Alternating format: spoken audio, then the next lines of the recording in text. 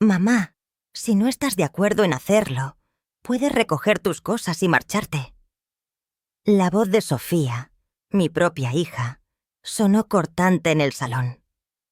Me temblaban las manos mientras sostenía el papel que acababa de darme. No era una propuesta. Era un ultimátum. Un horario detallado que me convertía, a mí, Carmen, de 66 años, en la criada sin sueldo de mi propia casa. 6 de la mañana, preparar el desayuno. 11 de la noche, planchar la ropa. Javier, mi yerno, añadió desde el sofá. Y, por supuesto, usará su pensión de 550 euros para cubrir todos los gastos. En mi propia casa de Madrid, la que compré con el sudor de mi frente, me obligaban a elegir: ser su esclava o que me echaran a la calle. ¿Crees que esto no puede pasar? Esta historia es más real que la vida misma. Mira el vídeo hasta el final para ser testigo de esta indignante e inesperada historia sobre cómo recuperó su dignidad. Me temblaban tanto las manos que el papel crujía. El horario que Sofía me acababa de dar. ¿Por qué me haces esto? Intenté hablar, pero tenía un nudo en la garganta. Sofía suspiró. Ese suspiro impaciente que yo ya conocía tan bien de los últimos 2 años. Ni siquiera me miró. Se sentó como si nada en el sillón de piel, el que mi difunto marido, Paco, me había comprado, y empezó a limarse las uñas. «¿Hacer qué, mamá?», dijo, con voz fría. «Estoy intentando organizar la casa. Tienes razón, es tu casa. Pero ahora también vivimos nosotros aquí. Y en una familia, todo el mundo tiene que arrimar el hombro». «¿Arrimar el hombro?», susurré, mirando esa lista ridícula. Levantarse a las 6 a cocinar, 8 en punto a limpiar, 10 a lavar la ropa. ¿Hasta las 11 de la noche? Esto no es arrimar el hombro. Esto es ser útil. Me cortó Javier, levantando por fin la vista del móvil. Esa sonrisa de suficiencia en la cara de mi yerno me dio un escalofrío. Debería darnos las gracias. Por lo menos así hace algo en vez de pasarse el día sentada viendo telenovelas tontas. Sus palabras fueron como una bofetada. 40 años. Había trabajado 40 años de mi vida como funcionaria en la administración. Me levantaba a las 5:30 de la mañana cada día. Cogía el metro lleno de gente desde Carabanchel hasta el centro de Madrid. Trabajé duro para sacar adelante a Sofía yo sola después de que Paco muriera de un infarto, cuando ella solo tenía 3 años. Ahorré cada euro para terminar de pagar este piso. El piso del que ahora amenazaban con echarme. He trabajado toda mi vida, dije, con la voz temblando de rabia. Estoy jubilada. Merezco un descanso. ¿Descansar o aburrirte?, contestó Sofía soplando sus uñas recién pintadas de un rosa chillón. Mamá, sé realista. Tienes 66 años.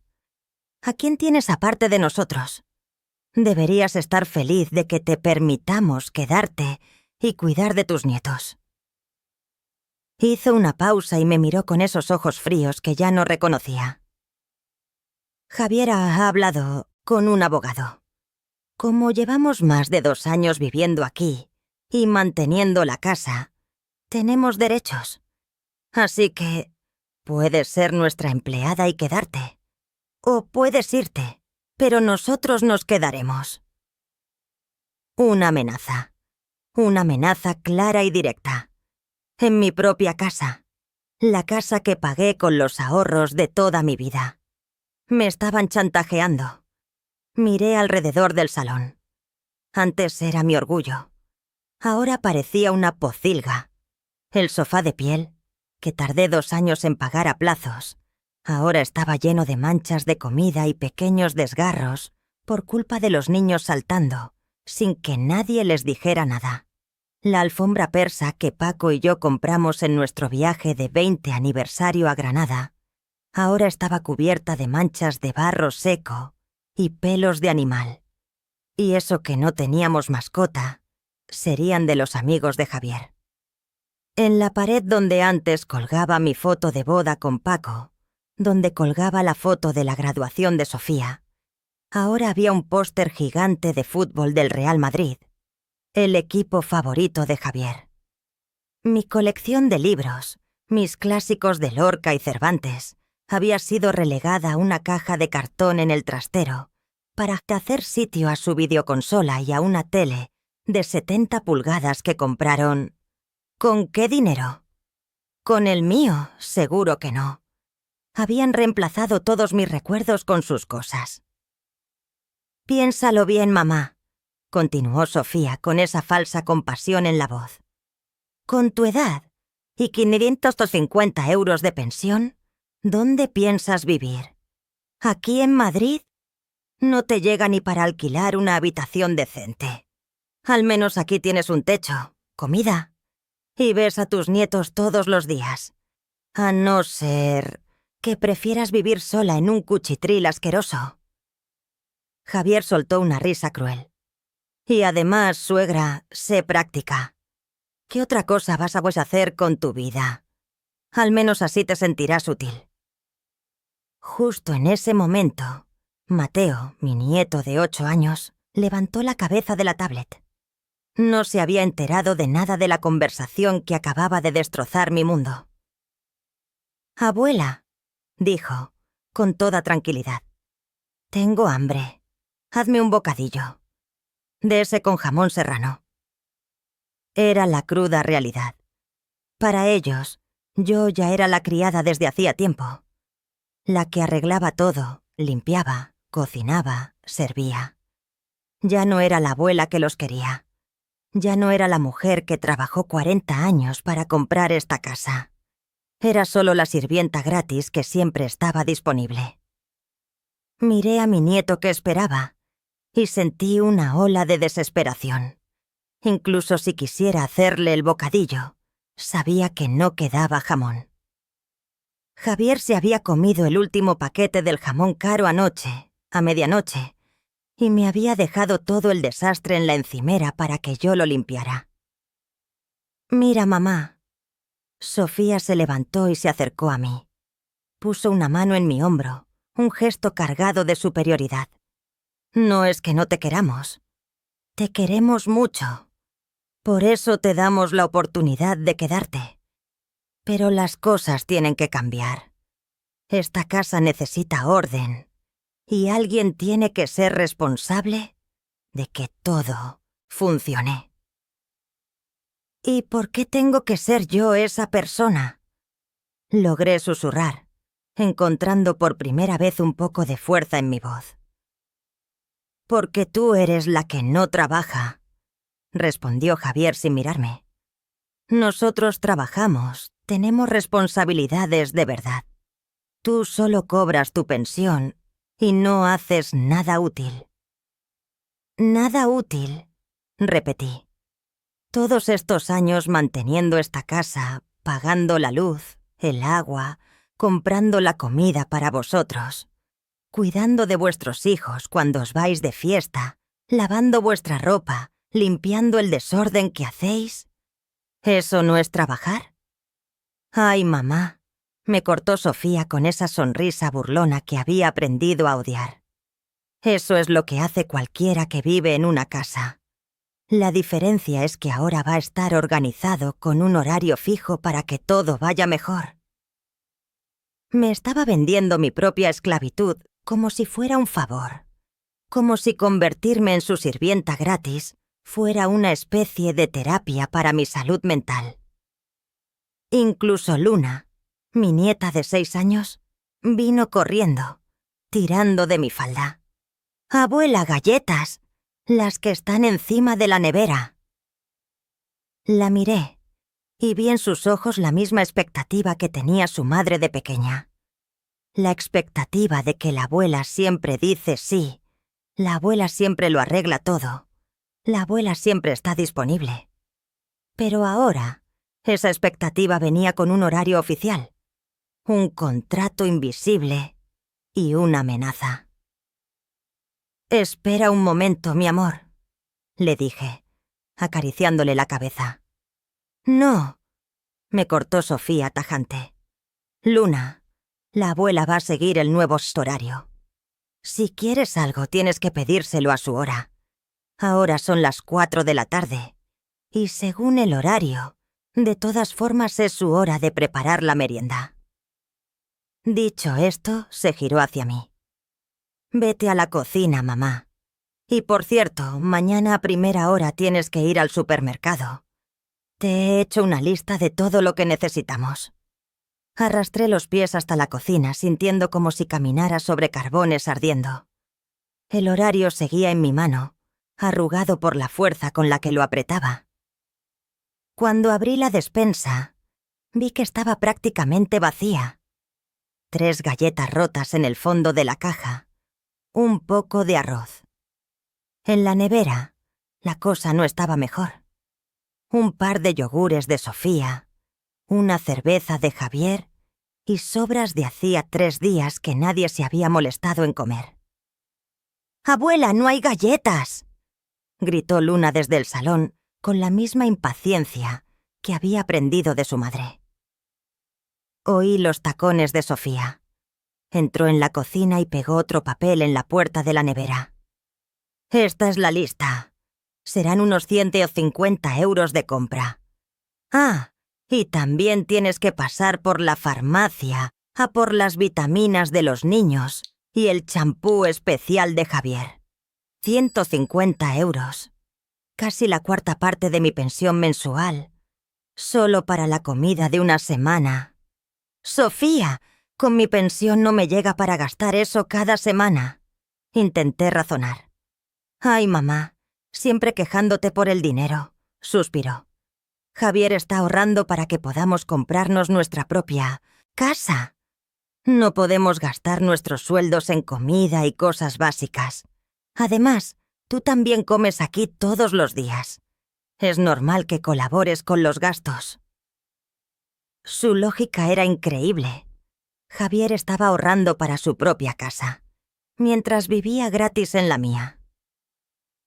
«¿Y si no tengo suficiente dinero?», pregunté, aunque ya sabía la respuesta.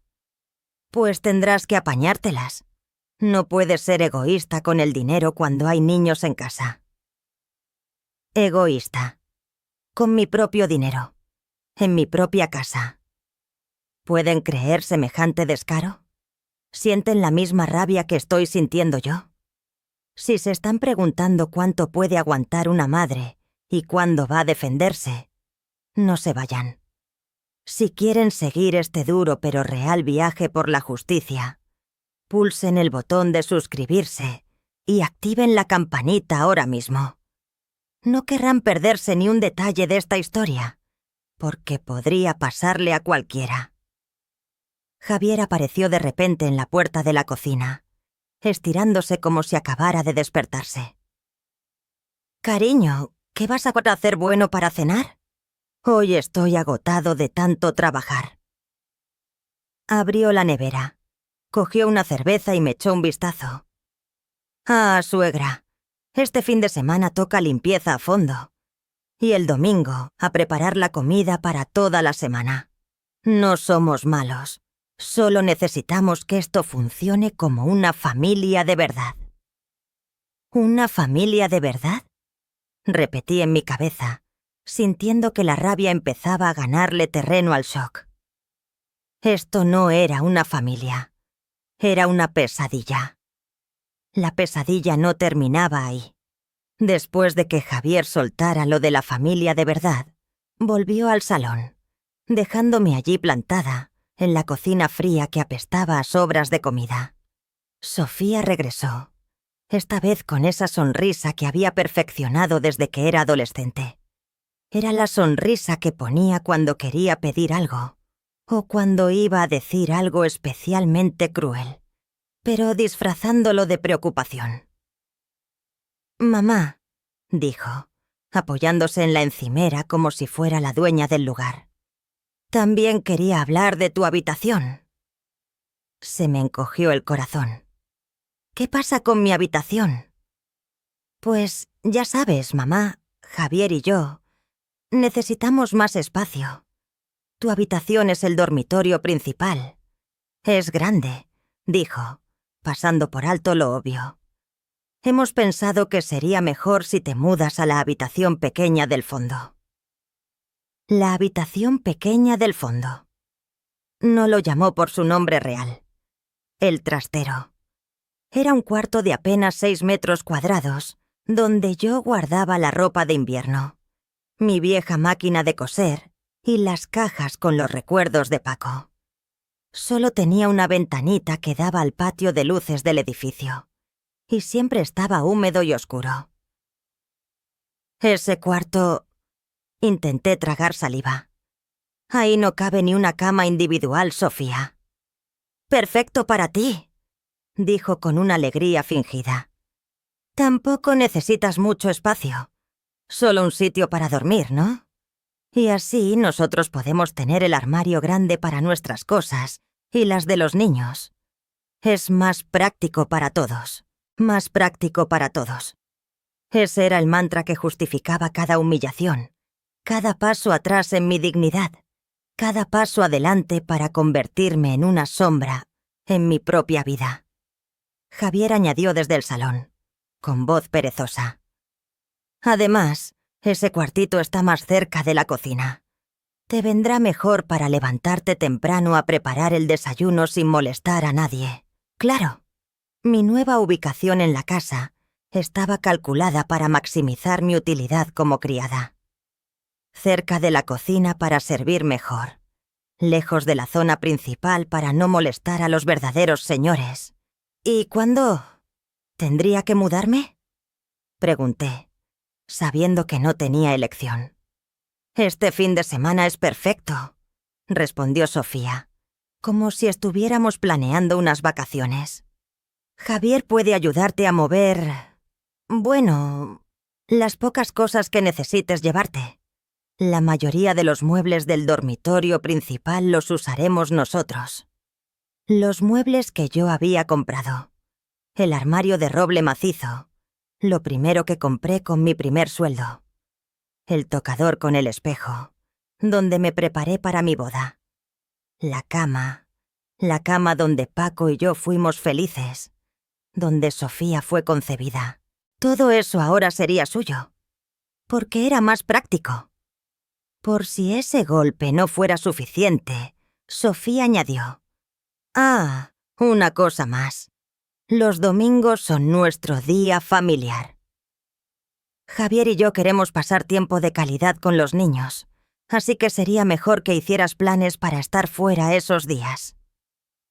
Me quedé helada. ¿Fuera? ¿Todo el día? Sí. Puedes ir al parque, a visitar a alguna amiga, lo que quieras. Solo necesitamos nuestro espacio privado para ser una familia de verdad. Los domingos. Mi día. El día que llevaba años dedicando a hacer cosas especiales con Mateo y Luna. Íbamos al Parque del Retiro a ver los títeres, o les hacía churros con chocolate en casa. Ahora, ese era el día en que yo me convertía en una intrusa en mi propia casa. «¿Y dónde se supone que voy a ir cada domingo?», pregunté, sintiendo que se me saltaban las lágrimas. «No sé, mamá», se encogió de hombros. «Tendrás amigas. Puedes dar un paseo, ir a misa. Hay muchas cosas que puede hacer una persona de tu edad.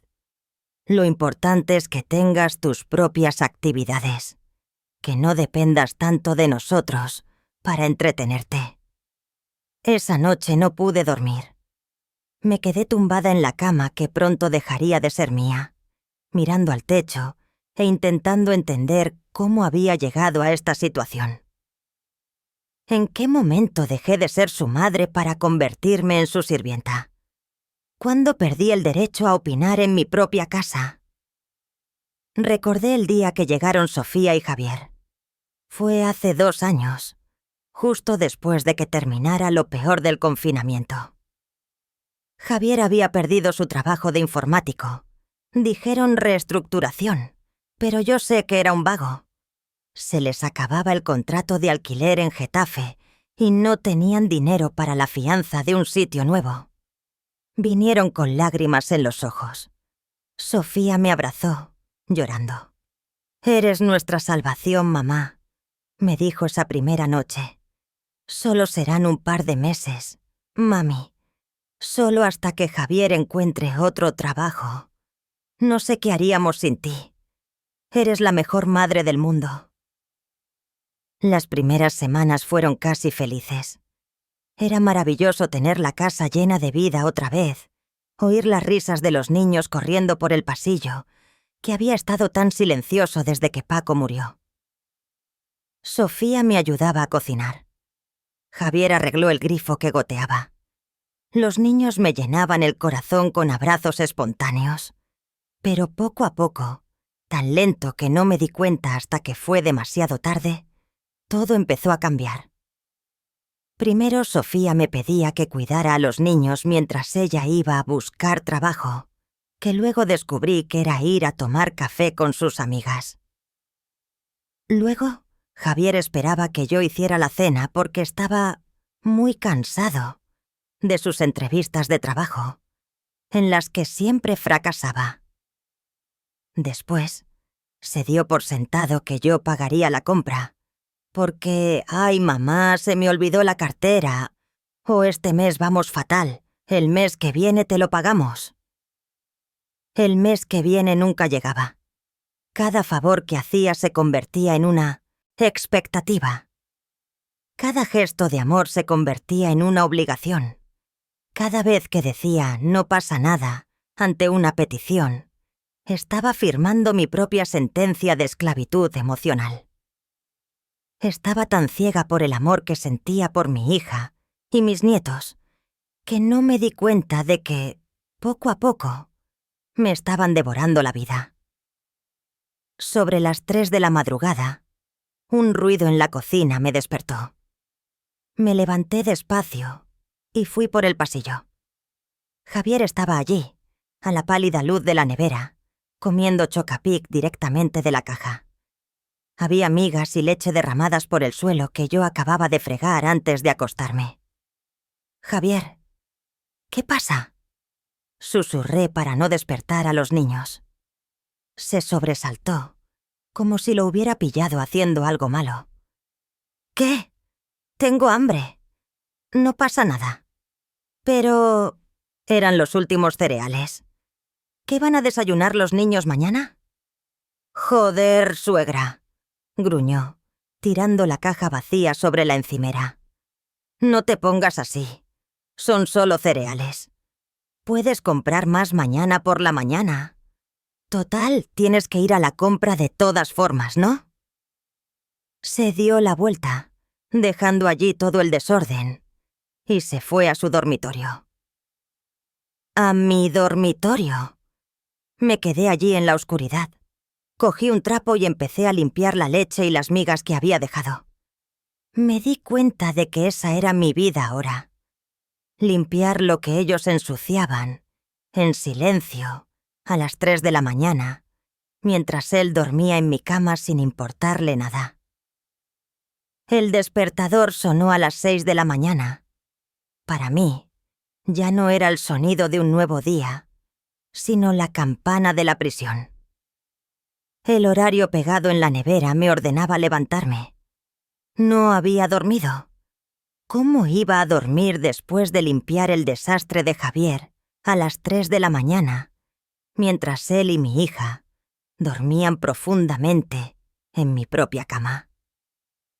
Me arrastré fuera del catre plegable en el trastero, donde me había mudado el fin de semana anterior, sintiendo cómo cada músculo de mi cuerpo de 66 años gritaba de dolor. Lo primero que hice no fue prepararme un café. Lo primero fue volver a revisar el suelo de la cocina. Seguía pegajoso. Javier había derramado leche y yo lo había limpiado en la oscuridad, pero el olor a leche agria y cereales de chocolate baratos seguía flotando. 6:15 de la mañana. Preparar el desayuno. Abrí la nevera, mirando el vacío que ya conocía. No quedaban huevos. No quedaba leche. No quedaba jamón. Solo un poco de pan duro de hacía 3 días. Esa mañana los niños tendrían que comer tostadas secas, y yo sería la que tendría que aguantar su enfado. Y luego el de Sofía. El papel de los 150 euros pegado en la nevera parecía reírse de mí. Tendría que ir a la compra después de llevar a los niños al colegio, usando la 1/4 parte de mi pensión para llenar el estómago de quienes me estaban convirtiendo en una mendiga. Preparé el café. 2 tazas de café con leche bien cargado para Sofía y Javier, usando el café en grano de calidad que me obligaban a comprar. Para mí, solo una cucharada de café soluble barato con agua caliente. Yo ya no merecía leche. A las 7:15 en punto, mientras intentaba tostar el pan de forma que no notaran que estaba duro, unos tacones resonaron en el suelo de terrazo. Pero no eran las zapatillas perezosas de Sofía. Eran tacones de aguja. Sofía entró en la cocina y me quedé de piedra. No llevaba el pijama. Llevaba un vestido de seda rojo que nunca le había visto. Un vestido ceñido al cuerpo, del tipo que te pones para ir a una fiesta, no para desayunar. Llevaba el pelo ondulado. Perfecto. Un olor a perfume caro, ese de Chanel que siempre había querido, inundó la cocina, asfixiándome. «Hola, mamá», dijo, sirviéndose su café en mi taza favorita, la que tenía un pequeño dibujo de azulejos que Paco me regaló en nuestro último aniversario. «¿Tú? ¿Dónde vas tan temprano?», tartamudeé. «Ah, tengo buenas noticias», anunció, sin un ápice de alegría en los ojos. «Javier y yo nos vamos de escapada romántica. Nos quedamos en el Hotel Palacio, en el centro, todo el fin de semana. Necesitamos reconectar después de todo este estrés». El Hotel Palacio. Una noche allí costaba más que mi pensión. Reconectar. Después del estrés de dormir hasta mediodía y ver el fútbol. Una escapada, repetí, incapaz de ocultar mi asombro. «Pero, ¿con qué dinero?». Sofía soltó una risa falsa. «Ay, mamá, siempre pensando en el dinero. A Javier le han dado un bonus en la empresa. Nos merecemos un descanso después de todo lo que hemos pasado. Un bonus. Javier, el que teletrabajaba 3 horas al día, el que se comía los cereales de sus hijos a las 3 de la mañana, recibía un bonus. Pero, por algún motivo, ese bonus no daba para comprar cereales ni para ayudar con la factura de la luz. Solo daba para hoteles de lujo y escapadas románticas. «Así que», continuó, mirando su móvil, «te quedas con los niños todo el fin de semana, como es lógico. De todas formas, según tu nuevo horario, el fin de semana es para cuidar a los niños y hacer limpieza a fondo». Lo dijo mientras daba vueltas a la taza en la mano. Estaba usando el mismo horario de esclavitud que me había impuesto para justificar sus vacaciones de lujo. Su descaro me dejó casi sin aliento. Y entonces, algo dentro de mí, algo que había estado callado demasiado tiempo, enterrado bajo el cansancio, el miedo a la soledad y el amor ciego, por fin se rompió. Quizás fue la falta de sueño. Quizás fue el olor de su perfume caro. O quizás fue la imagen de Javier comiendo a escondidas a las 3 de la mañana. Pero solté el cuchillo de la mantequilla. El chasquido del metal sobre el plato de loza sonó extrañamente fuerte en el silencio. «Sofía», dije. Me temblaba la voz, pero lo dije. «Tenemos que hablar». Levantó la vista del móvil, con una clara expresión de fastidio por la interrupción. «¿Hablar de qué, mamá? Tengo prisa». «De esto», dije, abriendo los brazos, abarcando la cocina, el horario, mi vida. «Esto no puede seguir así». Sofía frunció el ceño. «¿De qué estás hablando?» «Estoy harta, Sofía», dije, sintiendo cómo empezaban a subirme las lágrimas de rabia. «Estoy harta de que me traten como a una sirvienta en mi propia casa. Estoy harta de trabajar de 6 de la mañana a 11 de la noche. Estoy harta de pagar todos los gastos con mi pensión, mientras tú y Javier os gastáis los bonus en vacaciones». Lo había dicho. Por fin lo había dicho. Esperaba una explosión. Esperaba rabia, que se pusiera a la defensiva, incluso una disculpa fugaz. Pero lo que recibí fue mucho peor. Sofía me miró. Solo me miró. Su expresión de fastidio se desvaneció, reemplazada por una fría lástima. Dejó la taza de café. «Ay, mamá», empezó con ese tono que se usa para hablarle a un niño que tiene una rabieta. «Ya empiezas otra vez. Tu negatividad últimamente es muy preocupante». «No es negatividad», protesté. «Es la verdad». «No, mamá», me cortó con una calma firme. «Es que estás irritable. ¿No te das cuenta? Desde que intentamos organizar la casa, te has vuelto muy difícil». Se levantó, se acercó a mí, y yo retrocedí un paso por instinto. «Sinceramente, creo que deberías ir al médico», dijo, en un susurro, como si compartiera un secreto. «¿Al médico?» Me quedé atónita. «Sí, ya sabes, a tu edad pueden ser cambios hormonales. La menopausia tardía afecta mucho al humor. Puede hacer que te enfades sin motivo o que te sientas perseguida». La humillación de esas palabras me golpeó más fuerte que cualquier bofetada. Mi indignación justificada, mi agotamiento, mi dolor por ser explotada por mi propia hija. Todo eso, ella lo había descartado. No era injusticia, no era explotación. Eran mis hormonas. Era mi edad. Era un problema médico que yo tenía que arreglar. «No estoy enferma, Sofía. Estoy cansada», grité, pero mi voz había perdido toda su fuerza. «Justo a eso me refiero, mamá. Estás reaccionando de forma exagerada», dijo, asintiendo como si yo acabara de demostrar su argumento. «Te quiero, por eso te lo digo. Necesitas calmarte. Quizás deberías echarte una siesta después de llevar a los niños al cole. Esta escapada nuestra quizás te venga bien a ti también. Tendrás la casa tranquila para reajustarte». Me había neutralizado perfectamente. Me convirtió de víctima en loca. Convirtió mi protesta en el síntoma de una enfermedad. Me quedé allí, temblando, sin palabras. ¿Cómo discutes con alguien que cree que tu rabia es una enfermedad? Sofía sonrió, una sonrisa triste, falsa. «Me tengo que ir ya. Javier espera en el taxi. Te he dejado la lista de tareas de los niños para el fin de semana en la mesa». Se dio la vuelta, el taconeo de sus zapatos sobre el suelo sonando como los clavos en el ataúd de mi dignidad, y salió de la cocina. El bocinazo estridente de un taxi sonó desde la calle, seguido por el portazo de un coche.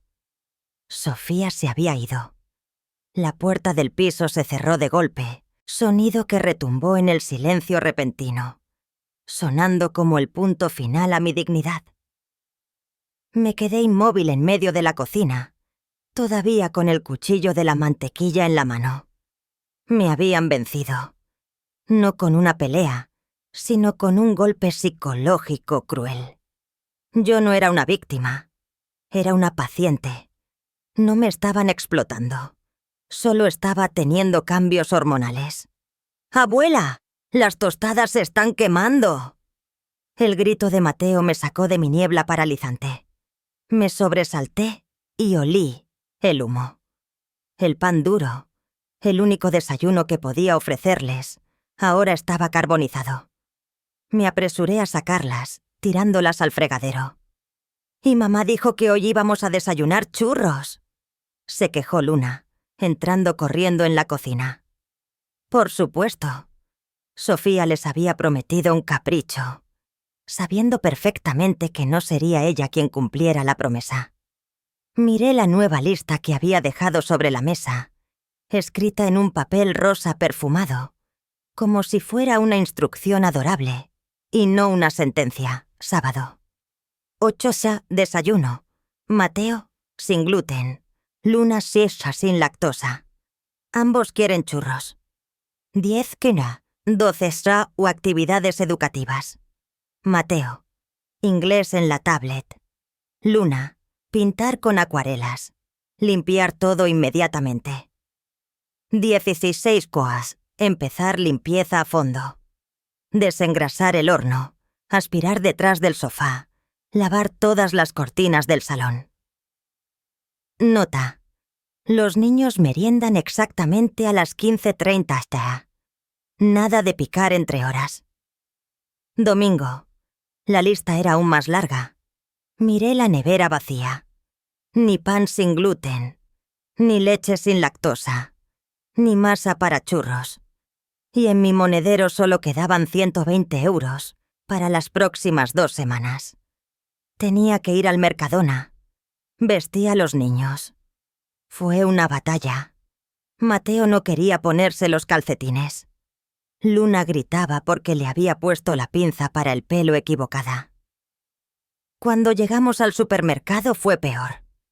«¡Quiero esos cereales!», señaló Mateo la caja cara de Chocapic que Javier solía comer.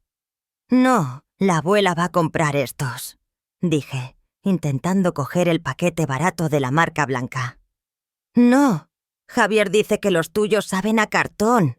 ¡Quiero los otros!». Luna no fue mejor.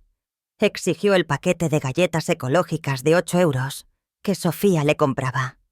«Mamá dijo que me las comprarías», chillaba. Todo el mundo en el supermercado nos miraba. Una anciana luchando con 2 niños gritones. ¿Qué veían? ¿Una pobre abuela torpe? ¿O veían a una criada incompetente? Sentí que me ardían las mejillas de vergüenza. Ya no era su abuela, era una niñera fracasada y vieja. Al final, cedí. Gasté 50 euros que no tenía en los lujos que exigían, solo para comprar un momento de silencio. La tarde fue una pesadilla. El horario exigía que... Actividades educativas. Intenté sentarme con Mateo y su aplicación de inglés, pero no entiendo la tecnología. «Lo estás haciendo mal. Has pulsado el botón equivocado», me gritó, arrebatándome la tablet de las manos. Fui a pintar con Luna. Volcó todo el bote de pintura azul sobre mi querida alfombra persa. Corrí a limpiarlo, pero la mancha se extendió. Oí la voz de Sofía en mi cabeza. «¿Ves, mamá? No puedes ni vigilar los 5 minutos sin estropear algo». 4 de la tarde. Hora de la limpieza a fondo. Mandé a los niños al salón con las tablets y les puse la tele. Necesitaba ponerme a trabajar. Empecé por lo peor. El horno.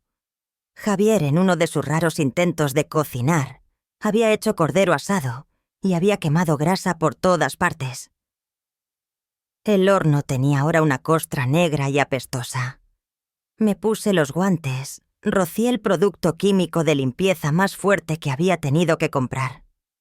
El olor a amoníaco me golpeó la nariz y me hizo toser. Me arrodillé en el suelo frío de la cocina, con el estropajo de metal en la mano, y empecé a frotar. No era mi suciedad. Hacía meses que yo no usaba ese horno. Yo solo comía sopa y tostadas. Estaba limpiando la evidencia de sus vidas, su comodidad, su desorden, mientras ellos dormían entre sábanas de seda en un hotel de 5 estrellas. Empezó a dolerme la espalda. Un dolor sordo que se convirtió en un espasmo agudo. Intenté levantarme, pero un dolor punzante, como un cuchillo, me atravesó la cadera. Solté un grito ahogado, sin poder evitarlo, y me desplomé sobre el suelo de baldosas. Me quedé allí, inmóvil. Solo se oía la televisión de fondo desde el salón y mi propia respiración entrecortada.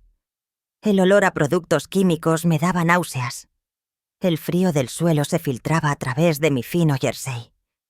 Me di cuenta, mientras estaba hecha un ovillo en el suelo sucio de mi propia casa, de que estaba completamente sola.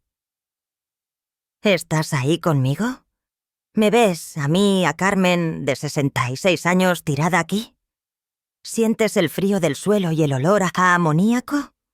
Si me has acompañado hasta este momento de desesperación, si sigues escuchando mi dolor, por favor, dímelo.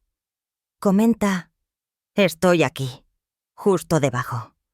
Solo escribe, estoy aquí, para que yo sepa que al menos una persona en el mundo está siendo testigo de esta injusticia, para saber que no soy completamente invisible en mi pesadilla. No sé cuánto tiempo estuve allí tirada.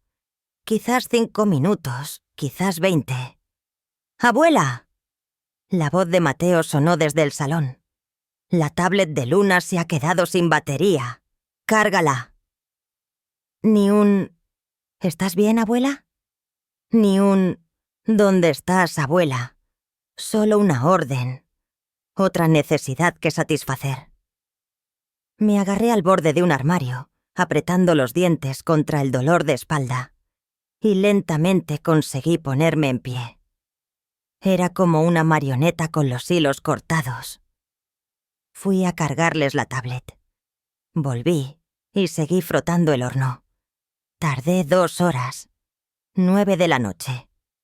Todavía tenía que lavar las cortinas. Entré cojeando en el salón. Los niños se habían quedado dormidos en el sofá, con la tele aún encendida. Tiré de las pesadas y polvorientas cortinas de terciopelo para sacarlas de la barra. Eran las cortinas que Paco y yo habíamos elegido juntos. Ahora olían a comida y al humo del tabaco de Javier.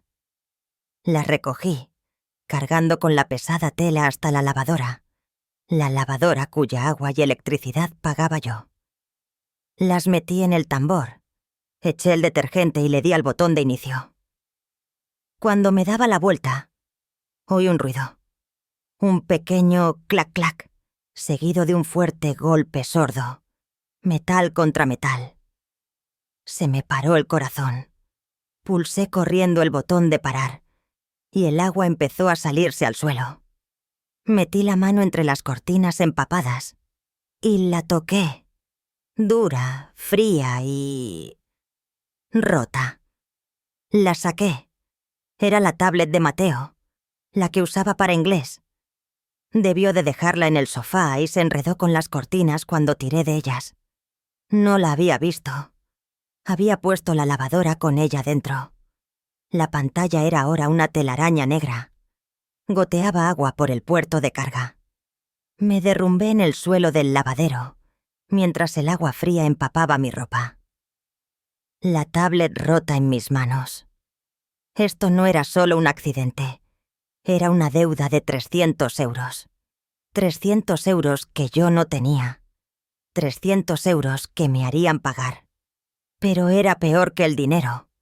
Era la prueba. Era la prueba que Sofía necesitaba. La prueba de que estaba senil, torpe, demente. La prueba de que necesitaba supervisión. La prueba de que era una carga que no podía cuidar de sí misma, y mucho menos de los demás. Acababa de darles el arma definitiva para acabar conmigo. Y el infierno del fin de semana no había hecho más que empezar. Me quedé inmóvil en el suelo frío del lavadero, mientras el agua de la lavadora estropeada se filtraba a mi alrededor, empapando mi ropa. Apreté la tablet destrozada en mis manos. Pesaba. No solo pesaban los 300 euros que no tenía, pesaba como una sentencia de culpabilidad. Era la prueba irrefutable de la incompetencia que Sofía y Javier siempre habían estado buscando.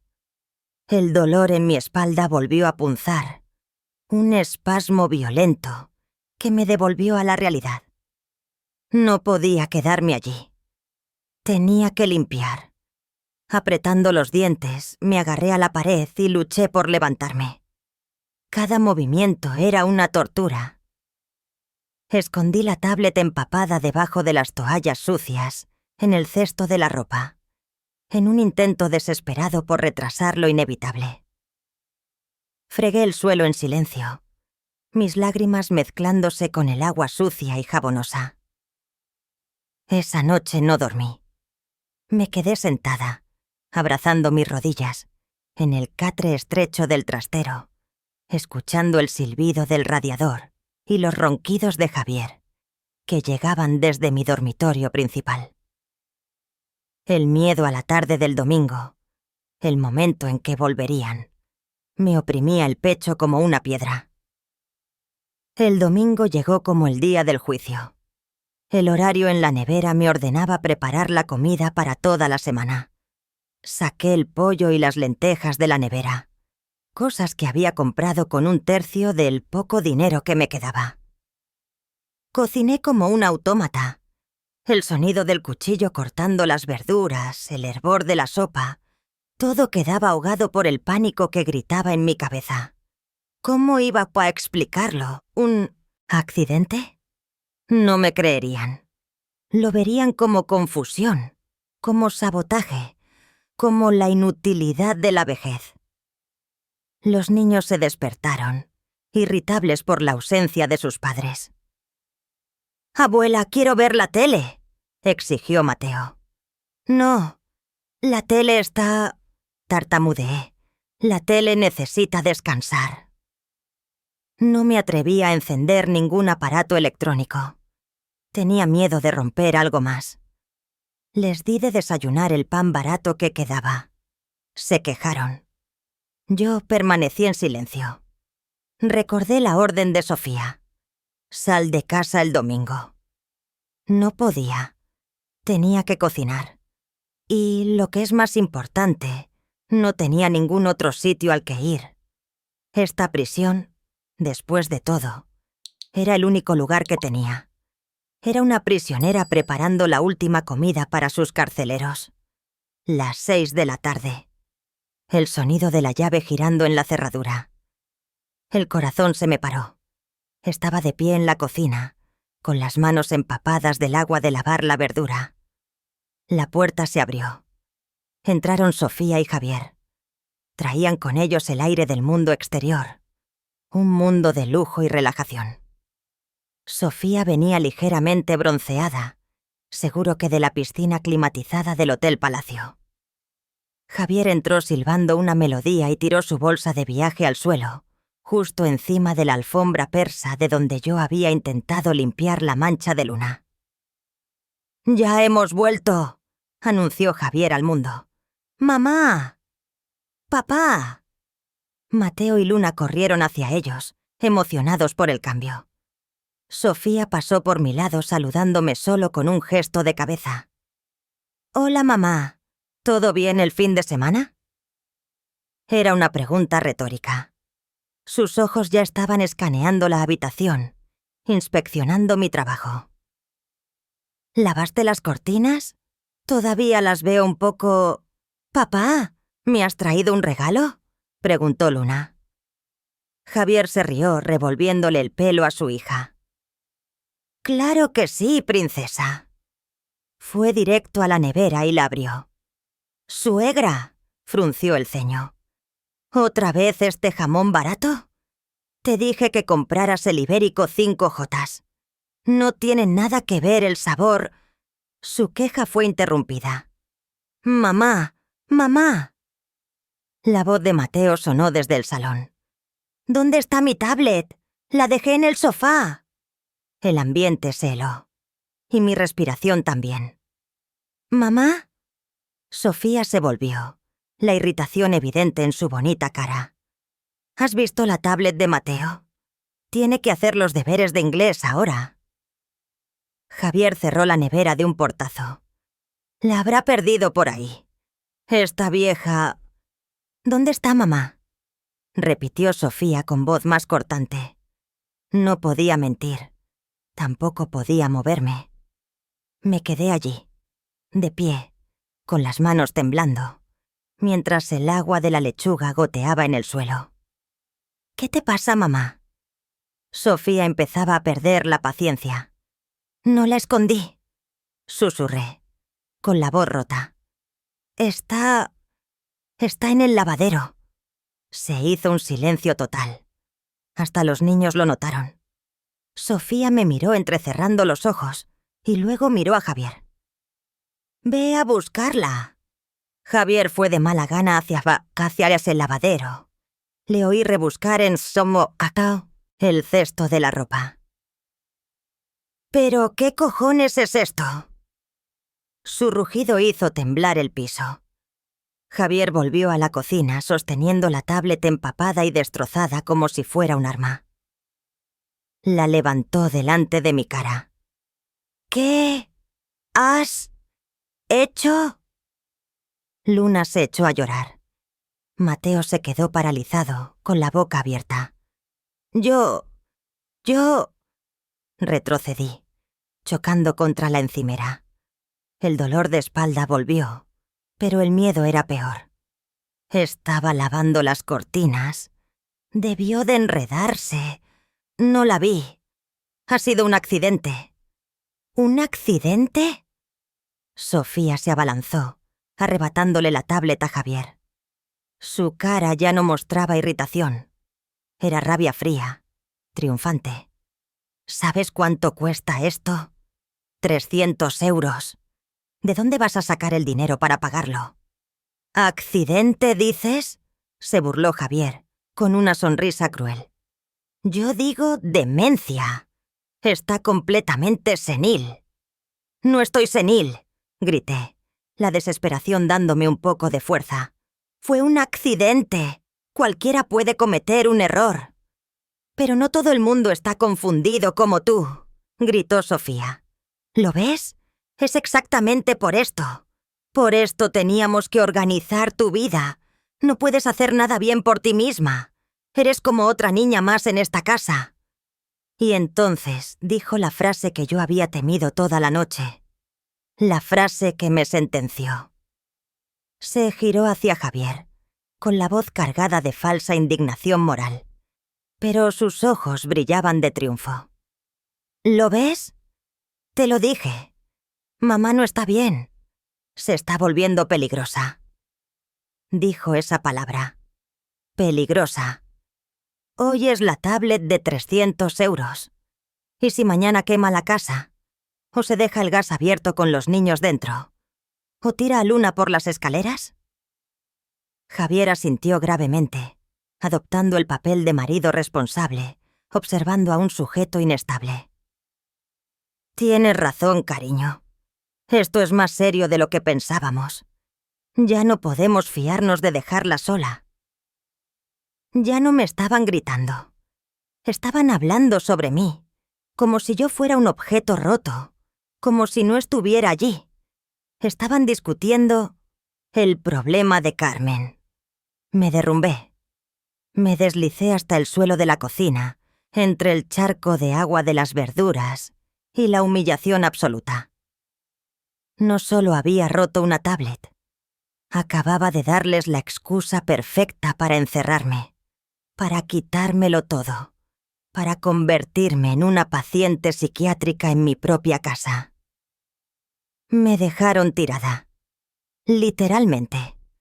Me dejaron derrumbada en el suelo de la cocina, entre el charco de agua de las verduras y la humillación absoluta.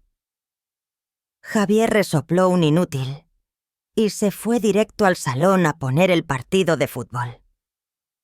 Los gritos de los comentaristas desde la tele sonaban como un insulto estridente.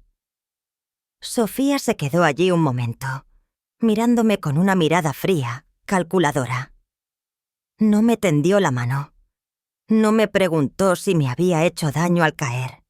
Simplemente confirmó su diagnóstico. «Levántate, mamá», dijo, con voz monótona. «Estás asustando a los niños».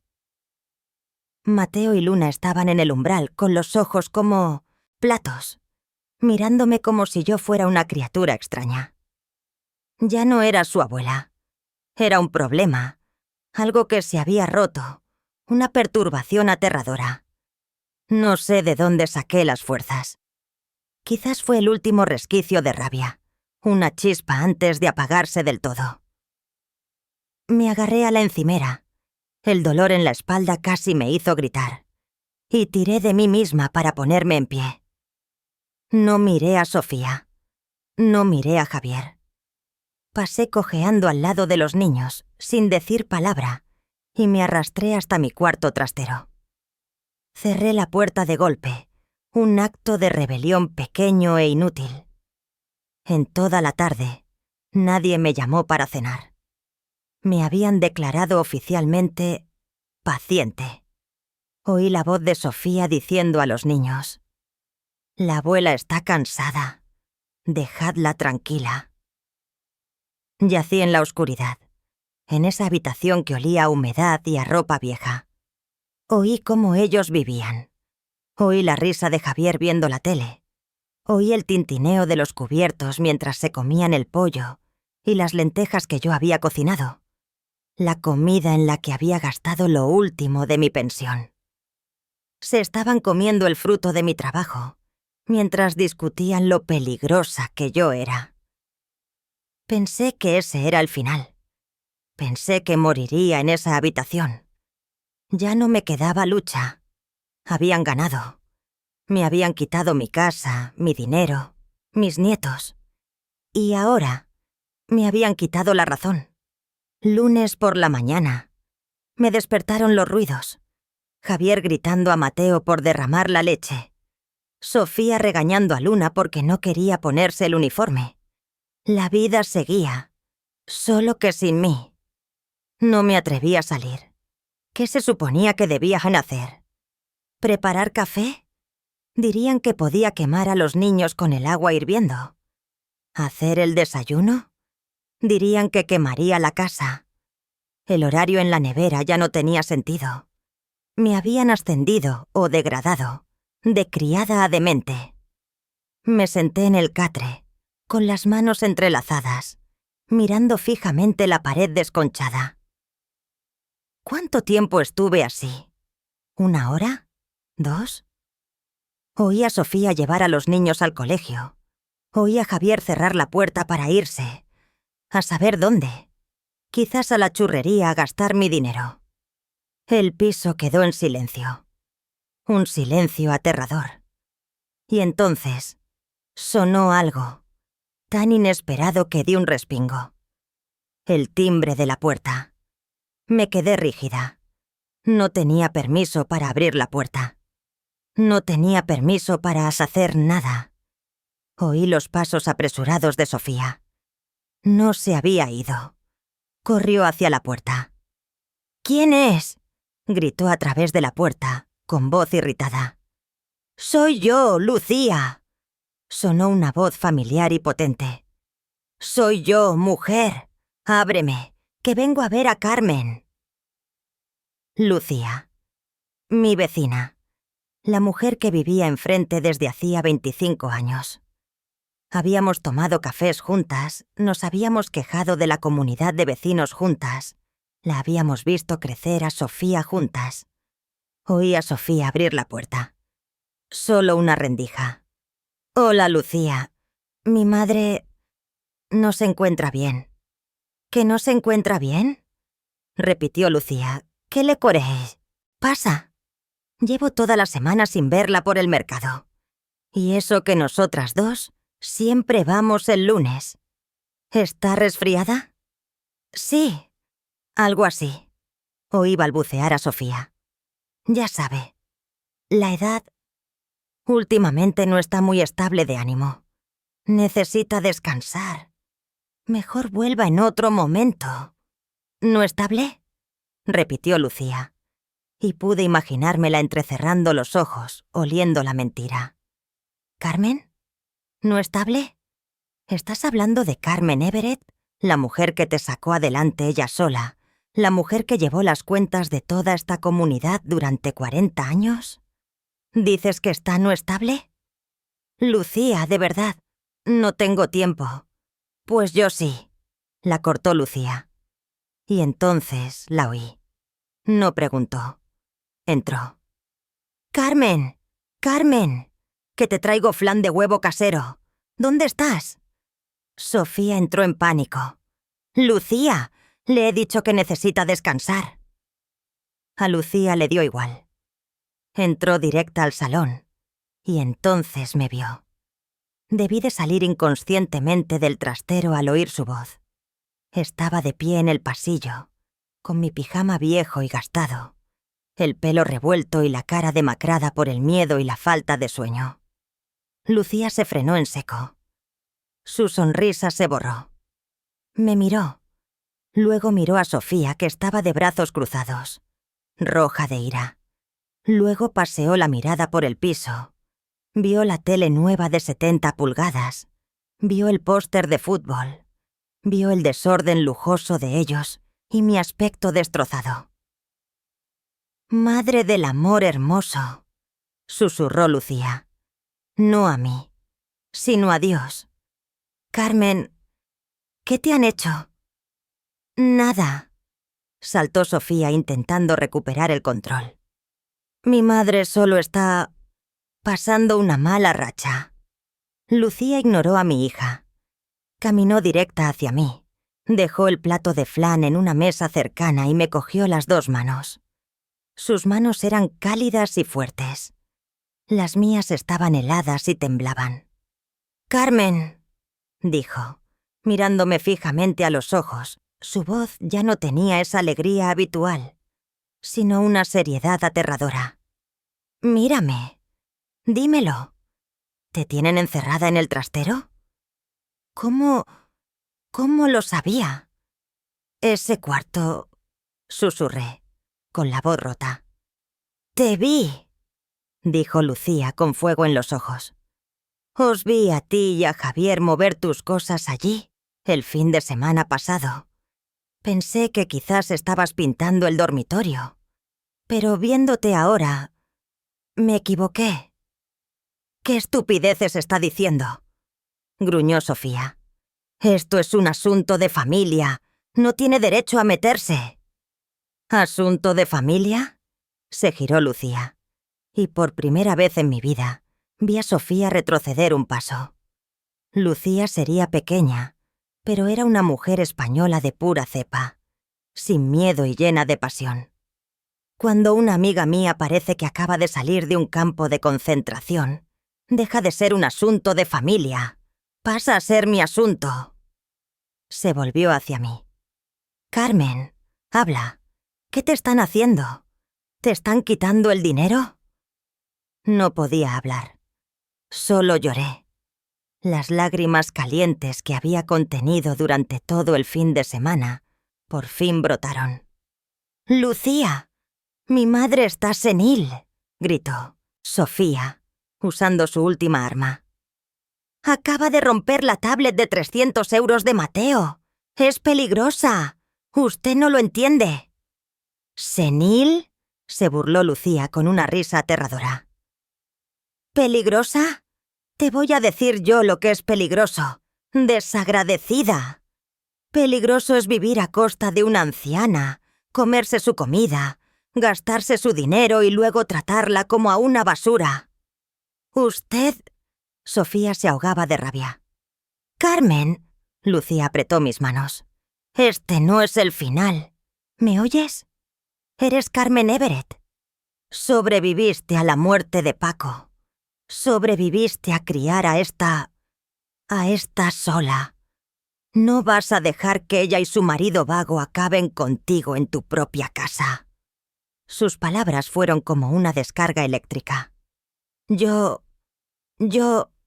tartamudeé, intentando encontrar mi voz. Sofía, tiene razón. Rompí la tablet. Yo... no estoy bien. ¡Basta!, gritó Lucía. Deja de repetir la basura que te ha metido en la cabeza. Me miró, con sus ojos negros fijos en mí. Te voy a hacer una última pregunta, Carmen. ¿Quieres morir así?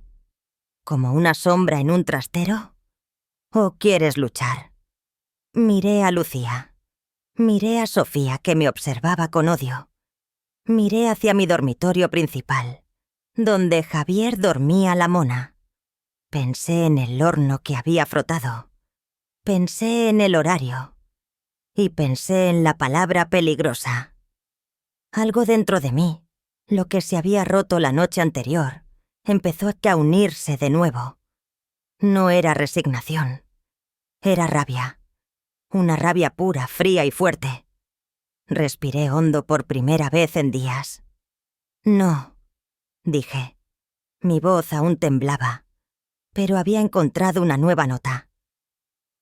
No voy a morir así. Miré a Lucía. Ayúdame, le dije. Lucía, por favor, ayúdame. Los ojos de Sofía echaban chispas. La sonrisa falsa desapareció, dando paso a una furia al desnudo. Ya no estaba interpretando el papel de la hija preocupada por su madre senil. Ahora, yo era una prisionera intentando escapar, y ella era la carcelera. ¿Ayudarla?, siseó con una voz afilada como un cuchillo. ¿Está loca, Lucía? ¿No lo ve? Mi madre está enferma. No sabe lo que dice. La está alterando. Sofía dio un paso adelante intentando interponerse entre nosotras, intentando arrancar mi mano del agarre de Lucía. «¡Quita de en medio!», gruñó Lucía, usando su cuerpo pequeño pero firme para apartar a Sofía. «La estoy haciendo volver en sí. Y tú te callas. Tu culpa aquí es la más grande. Ya la has oído. Necesita ayuda». «Esto es un asunto de familia», gritó Sofía, empezando a mostrar desesperación. «Se está entrometiendo. Voy a llamar a la Policía Nacional». «Pues llama», le gritó Lucía de vuelta. «Llama. Deja que les cuente lo del trastero. Deja que les enseñe ese horario de esclava. Deja que vean cómo tiembla cada vez que levantas la voz». Sofía se quedó helada. La amenaza de la policía ya no funcionaba. Lucía se volvió hacia mí, su enfado desapareciendo al instante al mirarme. Su voz se suavizó. «Carmen, escúchame. Nos vamos. Ahora mismo. Irnos. ¿Dónde?», susurré, aterrorizada. Seguía en pijama. No tenía nada. «No puedo... a mi casa», dijo Lucía, señalando al otro lado del descansillo. «A 10 pasos de aquí. A mi casa. No puedes seguir aquí ni un segundo más, ¿entiendes?» «Mamá no va a ninguna parte». Sofía se abalanzó, bloqueando la puerta de salida. «Mamá, díselo. Necesitas descansar. No quieres irte. Díselo, mamá». Era una orden. Una última prueba. Sofía intentaba reactivar su control sobre mí. Miré a mi hija. Esa cara preciosa que tanto había querido, ahora deformada por la rabia y el miedo. No tenía miedo por mí. Tenía miedo por ella. Miedo de perder a su sirvienta gratis. Miedo de perder su fuente de ingresos. La miré a los ojos y dije la verdad. «Me quitaste mi dormitorio», dije, con voz débil pero clara. «Me hiciste vivir en el trastero. Me llamaste peligrosa». «Lo hice porque me preocupo por ti», gimoteó Sofía, soltando lágrimas de cocodrilo. No estás en tus cabales. Se acabó. La cortó Lucía. Carmen, coge tu monedero y tus llaves. Inmediatamente. ¿Dónde están tu monedero y tus llaves? Esas dos cosas. Los últimos símbolos de mi libertad. En el trastero. Susurré, avergonzada. ¿Cómo no?, murmuró Lucía furiosa. No dudó ni un segundo. Pasó por encima de Sofía, que estaba demasiado sorprendida por su atrevimiento como para detenerla. Lucía se metió en el trastero oscuro y húmedo. «¡Dios santo!», la oí susurrar desde dentro. «Esto es peor que una perrera». 2 segundos después salió, con mi viejo monedero y mi manojo de llaves del piso en la mano. Me los lanzó. «¡Cógelos! ¡Son tuyos!». «¡Mamá!», gritó Sofía en un último intento desesperado. «Si sales por esa puerta, no vuelvas. Estás destrozando a esta familia. Javier nunca te lo perdonará». Me detuve. El nombre de Javier. La amenaza de su ira. Lucía vio mi vacilación. Me agarró del brazo. «No va a volver», le dijo a Sofía, pero su mirada firme era para mí. «Va a recuperar lo que es suyo. Y se viene conmigo». Lucía abrió la puerta de mi piso. Me empujó hacia el descansillo y usó su propio cuerpo como escudo entre Sofía y yo. «¡Eres una traidora!». El grito de Sofía retumbó en el pasillo, seguido por el portazo de mi propio piso. 10 pasos hasta la puerta de Lucía. Fueron los 10 pasos más largos, dolorosos y liberadores de toda mi vida. En cuanto la puerta del piso de Lucía se cerró detrás de mí, bloqueando los gritos de Sofía, me fallaron las piernas. «Te tengo», dijo Lucía, firme.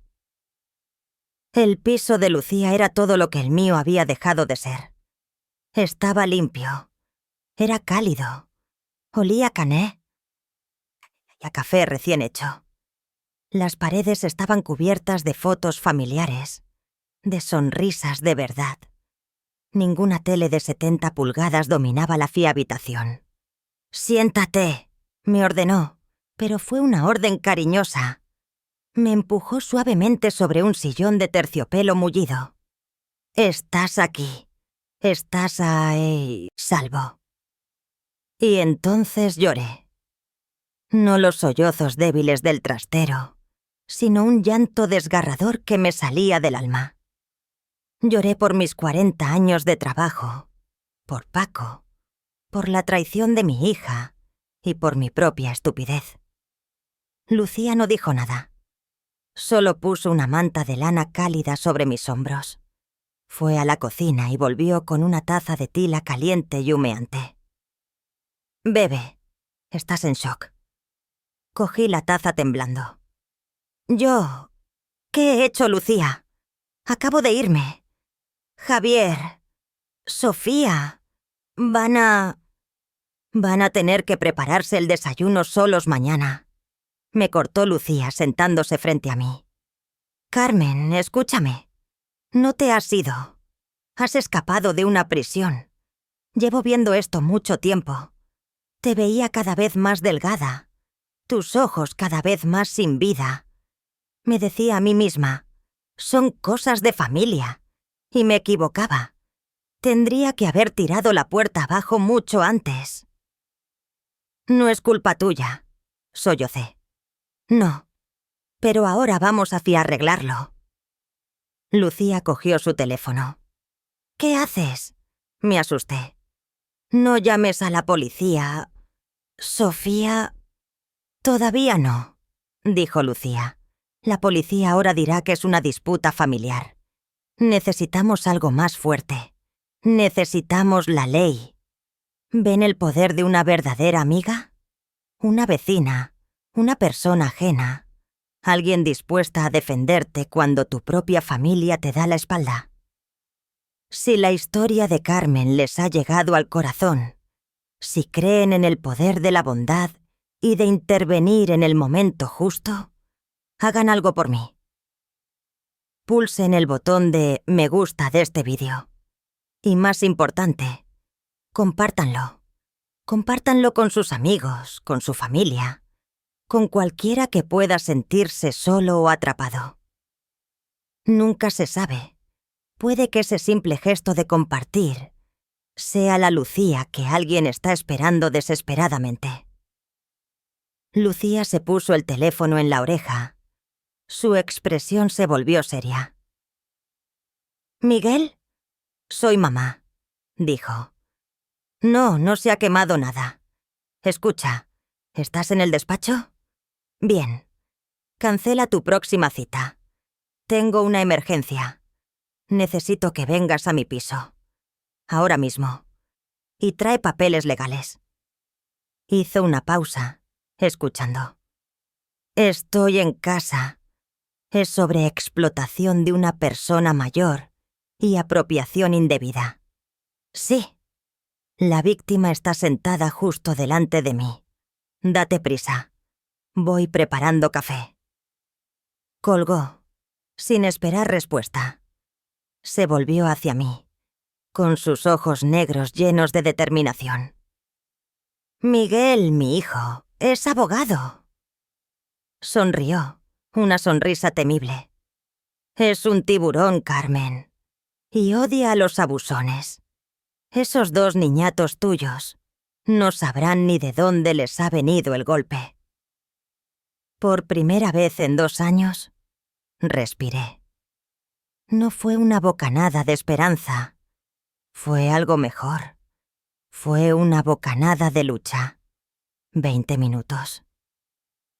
Esos 20 minutos estuve sentada en el sillón de terciopelo de Lucía.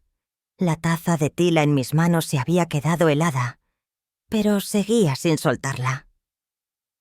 Pasé esos 20 minutos escuchando los sonidos que venían del otro lado del descansillo. Mi piso. Oí cómo apagaban de golpe la tele de Javier. Oí los gritos ahogados de Sofía claramente hablando por teléfono, probablemente con su marido. Cada sonido me hacía sobresaltar, como un conejo acorralado. Estaba esperando. Esperaba que aporrearan la puerta de Lucía.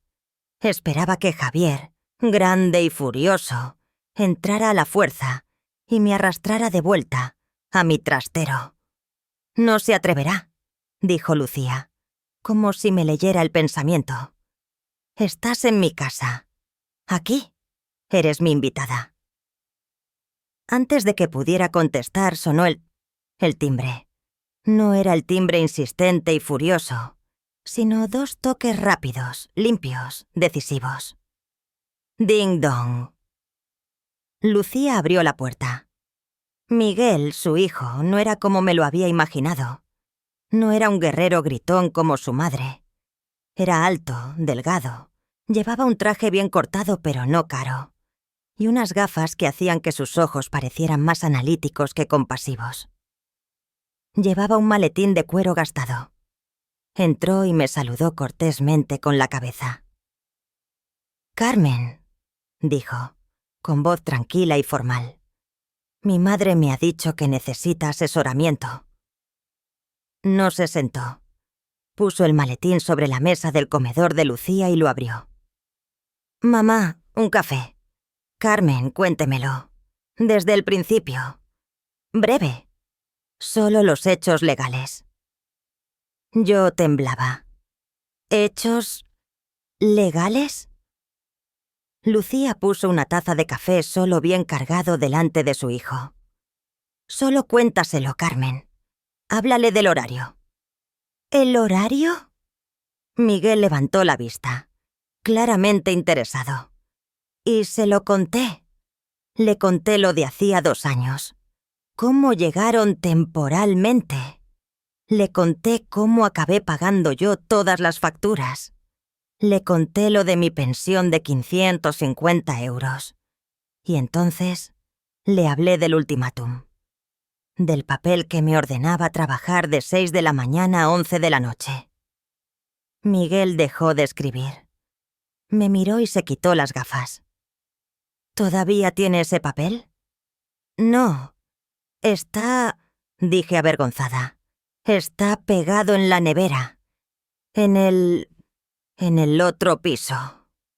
No pasa nada, dijo Miguel, poniéndose las gafas de nuevo. Su testimonio es suficiente. Anotó algo. Continúe. Le hablé del dormitorio principal que me habían quitado. Del trastero. Lucía intervino. Miguel, es un zulo. 6 metros cuadrados, sin calefacción. Miguel asintió. Condiciones de inhabitabilidad. Escribió más. Finalmente, con la voz rota, le conté lo de la tablet. Y... la rompí. Sofía tiene razón. La rompí lavando las cortinas. Dijo que estaba senil. Dijo que era peligrosa. Esperé a que él lo confirmara.